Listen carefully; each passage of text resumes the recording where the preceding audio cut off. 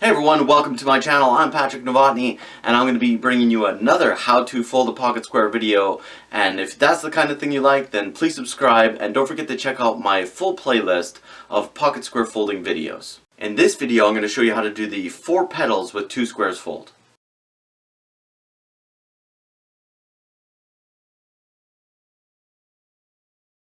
So 4 petals with 2 squares, your 2 pocket squares, you're going to fold it in half as a triangle, like so, and then fold that into a smaller triangle. So then again, same on this side, fold it into a long triangle, and the long end you're going to fold from end to end, and then you're going to layer them on top of each other so you have the folded ends facing all the same way. And this is really simple. From here, turning it towards you, you're just going to wrap around the bottom. That's just going to fit in your pocket square.